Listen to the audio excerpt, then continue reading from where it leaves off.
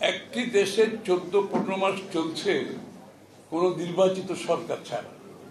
একটি অনির্বাচিত সরকারের অধীনে 15 মাস যখন একটি দেশ চলে, সেখানে কারো কোনো জবাবদিহিতা থাকে না, কারণ সরকার তো নির্বাচিত নয়। কে কার কাছে জবাবদিহি করবে? সরকার এখানে উপরে, জনগণ নিচে, মাঝখানে কোনো সেতু নাই, কোনো ব্রিজ নাই, সরকারি কর্মকর্তা কর্মচারীদের মধ্যে কোনো জবাবদিহিতা নাই। আপনি বিশ্ববিদ্যালয় শিক্ষাঙ্গনে কোনো জবাবদিহিতা নাই।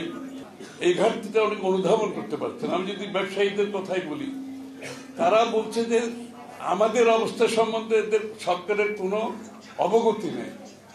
আমি সরকারকে দোষারোপ করব না, কারণ এটি নির্বাচিত যেহেতু সরকার নয়। অনেকে আমাকে জিজ্ঞেস করে আপনার প্রত্যাশা কি এই সরকারকে? আমার কোনো প্রত্যাশা নাই, কারণ একটা অনির্বাচিত সরকারের কাছে আমি প্রত্যাশা করে কোনো লাভ হবে না, কারণ তাদের কোনো ম্যান্ডেট জনগণ তাদেরকে দেয় নাই। সুতরাং তাদেরকে আমার কি প্রত্যাশা থাকবে একটাই, সেটা হচ্ছে যত তাড়াতাড়ি সম্ভব জনগণের মালিকানাটা জনগণের কাছে ফিরিয়ে দাও। যত তাড়াতাড়ি সম্ভব বাংলাদেশে একটি গণতান্ত্রিক অর্ডার ফিরিয়ে এনে বাংলাদেশের মানুষের নির্বাচিত সংসদ সরকার গঠন করে যারা জনগণের কাছে দায়বদ্ধ থাকবে, জবাবদিহি থাকবে, সেই ধরনের একটি ডেমোক্রেটিক ট্রানজিশনের দিকে যাওয়া হতে তাদের মূল লক্ষ্য ছিল।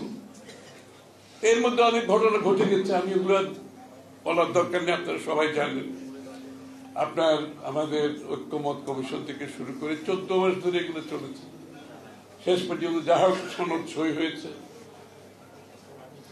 কিন্তু এর মধ্যে বাংলাদেশের নির্বাচিত সরকারের অনুপস্থিতিতে আপনারা দেখবেন যে অনেকগুলো সিদ্ধান্তে চাপের মাধ্যমে কিন্তু সিদ্ধান্ত হচ্ছে, চাপের মাধ্যমে।